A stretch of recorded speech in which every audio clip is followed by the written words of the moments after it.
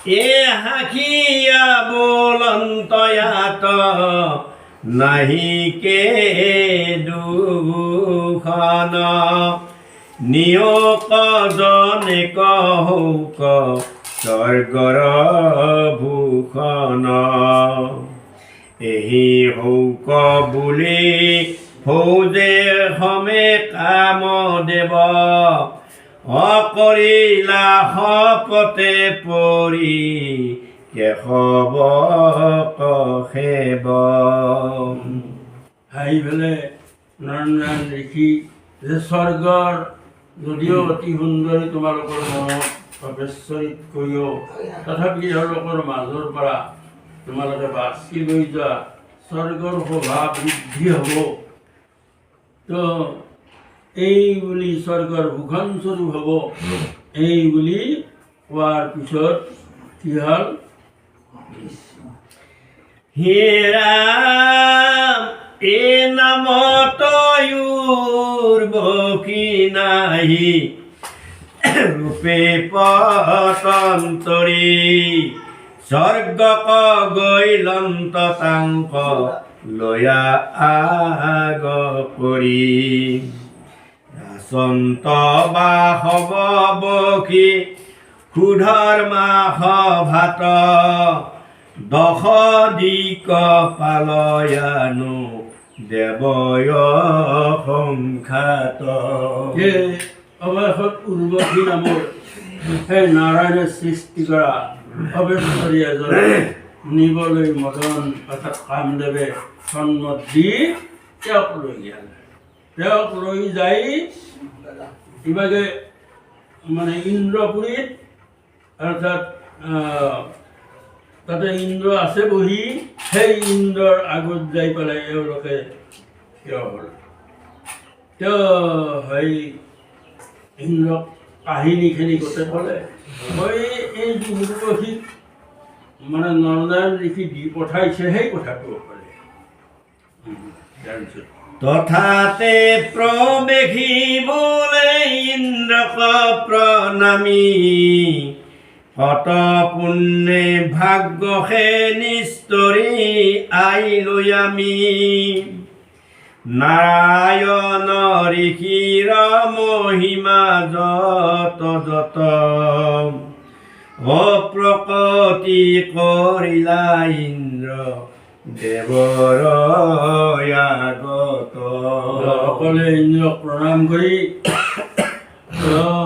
গোটেইবিলাকে কৈছে যে মহাৰাজ আমি ভাগ্যৰ বলতহে একো বিঘিনি নঘটাকৈ কিবাকৈ আপোনাৰ ওচৰত পাইছোঁ তো তেওঁ যি যি কৈছিল সেই কথাবিলাক ইন্দ্ৰক বৰ্ণাইছে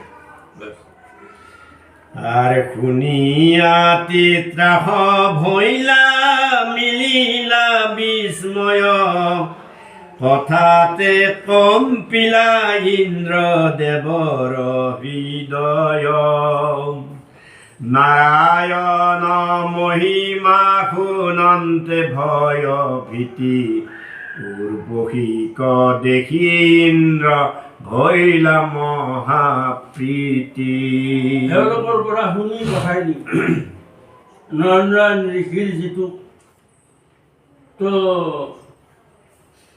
নানা মিহি ভাৱেৰে সুন্দৰ ভাষণেৰে তো এওঁলোকক কৈ দি পঠালে দেৱতাবিলাকে বুজি পাইছে যে আমাক আচলতে তেওঁ ধ্বংসই কৰিব লাগিছিল মোৰ অনুচৰবিলাকক কিন্তু ধ্বংস নকৰাৰ প্ৰমাণটো পালে যে ধ্বংস নকৰি বৰঞ্চ উৰ্বশী নামৰ এই মানে অপেশ্বৰীজনক আমাক লৈ দি পঠাইছে ইয়াতেই ৰক্ষাৰ ইয়াতেই আমি বুজি পালোঁ যে নৰনাৰায়ণ ঋষিয়ে আমাক ক্ষমা কৰিছে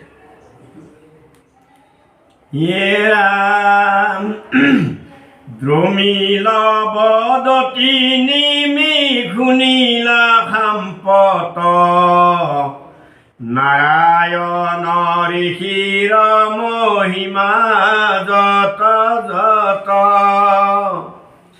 কহয়াবে শুনায়াৰ অৱতাৰ কথা অয়েহি সে পৰম ধৰ্ম জানিবা সৰ্বথা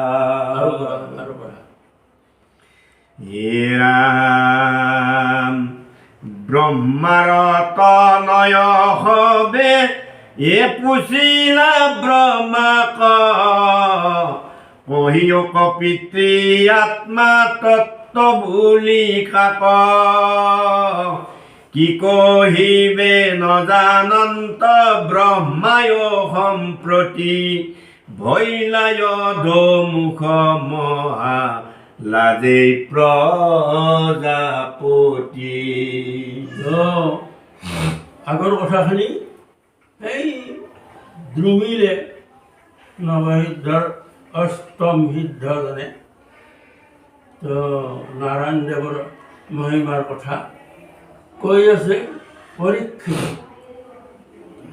তো নাৰায়ণ ঋষি আচলতে ইন্দ্ৰৰ যিটো চলনা, তো নাৰায়ণ ঋষিৰ তপস্যা ভংগ কৰাৰ যিটো চক্ৰ বা চক্ৰান্ত, এই কথাটো জানি মিহি কৰি তো অতি মানে লাজ পোৱাকৈ অতি ভদ্ৰভাৱে এই যিটো কাৰ্য কৰিলে নাৰায়ণ ঋষিয়ে, তো ইয়াতে তেওঁ লজ্জিত হ'ল ইন্দ্ৰই। আগৰ কথাখিনি, পিছৰ কথাখিনি ব্ৰহ্মাৰ পুত্ৰ বিলাসী, ব্ৰহ্মাৰ পুত্ৰ নাৰদ 10জন, সেই 10জনে এদিনাখন ব্ৰহ্মাৰ ওচৰলৈ আহিল। আহি পেলাই ক'লে, হে পিতা, আত্মতত্ত্ব কাক বোলে? এই বিষয়ে আমি নাজানো, গতিকে তুমি আমাক এই বিষয়ে ক'ব লাগে। তো এই বুলি কোৱাৰ পিছত কি হ'ল পঢ়া। হেন দেখি মহাহৰি হংসৰূপ হুয়া উৰিয়া পৰিল সত্য লোকক কম্পায়া হেন যেন শুক্ল পৰ্বতে ক প্ৰৱেশিত থাক কহিলন্ত আত্মা তত্ত্ব কহিলন্ত আত্মা তত্ত্ব ব্ৰহ্মাৰ সভাত। তো কি কৰলা, যদি আত্মতত্ত্বৰ বিষয়ে পুত্ৰকেইজনে ব্ৰহ্মাক পিতাকক সুধিলে, তেতিয়া ব্ৰহ্মাৰ মহালাজ লাগিল। লাজ লাগিছে যে সৃষ্টিকৰ্তা মই স্বয়ং ঈশ্বৰ, মোৰ পুত্ৰকেইজনে আত্মতত্ত্বৰ বিষয়ে মোৰ পৰা জানিব বিচাৰি মোৰ ওচৰলৈ আহিছে, কিন্তু মই কওঁ কি, মইতো নাজানো। তেওঁ আচলতে ব্ৰহ্মাই নাজানে। তেতিয়া মহালাজ পালে। লাজ পোৱাৰ লগে লগে সেই সময়তে উত্তৰটো দিব নোৱাৰাৰ লগে লগে ভগৱন্ত প্ৰভুই হংসৰূপ ধৰি পেলাই হাঁহ ৰূপ ধৰি পেলাই তৎক্ষণাত সেই য'ত প্ৰজাপতিসহ ব্ৰহ্মা বহি আছে তালৈকে আহিল, সত্যলোকলৈকে। সেইটো সত্যলোকলৈকে উৰি আহিল। অৰ্থাৎ ব্ৰহ্মাক আত্মতত্ত্ব জ্ঞানটো দিলে আৰু ব্ৰহ্মা বা এই 10জন প্ৰজাপতি সেই আত্মতত্ত্ব সম্বন্ধে হৰিৰ পৰা জানিলে। তাৰপিছত অত্ৰিৰ তনয় মানে অত্ৰি হ'ল ব্ৰহ্মাৰ পুত্ৰ, মহৰ্ষি। সেই 10জন প্ৰজাপতিৰ ভিতৰত অত্ৰিও এটা। সেই অত্ৰিৰ পুত্ৰৰ নাম হ'ল দত্তাত্ৰেয়। কিন্তু দত্তাত্ৰেয়টো ভগৱানৰ অৱতাৰ। এনেকৈ তেওঁলোকৰ পুত্ৰ কেইবাজনো ভগৱানে হৈ আছে কেইবাটাও, আমি পাম। এই দত্তাত্ৰেয়টো ভগৱান, অৰ্থাৎ ভগৱানে নিজে অত্ৰিৰ তনয় ৰূপে জন্মগ্ৰহণ কৰিছে, কৰি পেলাই এই আত্মতত্ত্ব যি ক'লে মানে স্বয়ং নাৰায়ণে আহি সেই আত্মতত্ত্বৰ জ্ঞান এটা লিখছে। যদু অলৰ্ক হৈ হয়, যদু অলৰ্ক আৰু হৈ হয়, এই তিনিজনক সেই জ্ঞানটো দিছিল। সেইটো বুজাইছে। তাৰপিছত ব্ৰহ্মাৰ মনত আখি ভৈলাই অৱতাৰ, জগত প্ৰসিদ্ধ সিদ্ধ সনত কুমাৰ, কহিলা ঈশ্বৰ জ্ঞান পৃথু নিপতিত, পৃথুৰ প্ৰসাদে ভৈল জগতে বিদিত। তো এই যদু হৈ হয় আৰু অলস্য আত্মতত্ত্ব যেতিয়া নাৰায়ণে ক'লে, দত্তাত্ৰেয় ৰূপ ধৰি যেতিয়া নেকি তেওঁ গোটেইখিনি আদ্যকান্ত বিৱৰি ক'লে, তো তেতিয়া তেওঁলোকে কৰ্মবন্ধ অৰ্থাৎ তেওঁলোকৰ মানে দেহান্তৰ ঘটিল। তেওঁলোক মানে বৈকুণ্ঠী হ'ল। তাৰপিছত জগত প্ৰসিদ্ধ সনত কুমাৰ,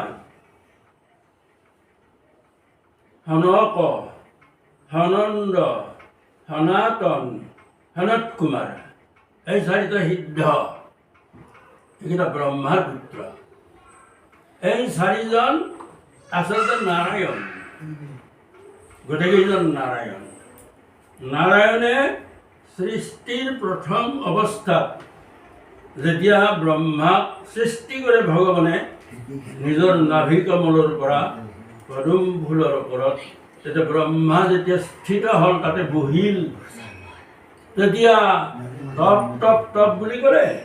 ব্ৰহ্মাই তপস্যা কৰিলে আৰু ব্ৰহ্মাই বহু হেজাৰ বছৰ তপস্যা কৰাৰ পিছত ভগৱন্ত তুষ্ট হ'ল। তুষ্ট হৈ ভগৱন্তই ব্ৰহ্মাক হিতোপদেশ দিলে। সেই হিতোপদেশ মতে তো নাৰায়ণে দুটা কাম কৰিলে। প্ৰথম কামটো হ'ল তেওঁ চাৰি সিদ্ধৰ সৃষ্টি কৰিলে। চাৰি সিদ্ধটো স্বয়ং নাৰায়ণে চাৰিটা ৰূপ ল'লে। আমি সেই চাৰি সিদ্ধ হংসৰূপে নাৰায়ণ, কালৰূপে নাৰায়ণ, পদ্মৰূপে নাৰায়ণ আৰু জলৰূপে নাৰায়ণ, এই চাৰিটা বস্তু সৃষ্টি কৰিলে।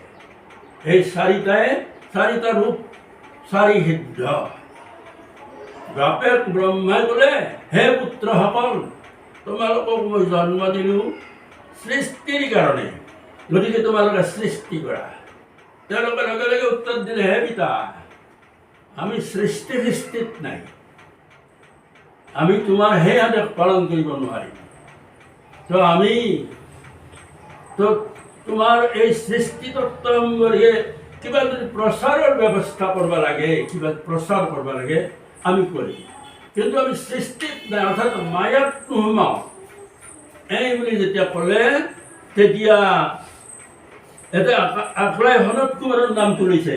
চাৰি সিদ্ধৰ ভিতৰত সনত কুমাৰ বয়োবৃদ্ধ, তেওঁ তাৰমানে ডাঙৰ আৰু তত্ত্বজ্ঞানটো তেওঁৰ বেছি অৱগত। যদিও একে ভাগ, যদিও একে নাৰায়ণ, কিন্তু তেওঁ বেছি আগভাগ লয় কাৰণ তেওঁৰ বেছি জানা বুলি পোৱা যায়।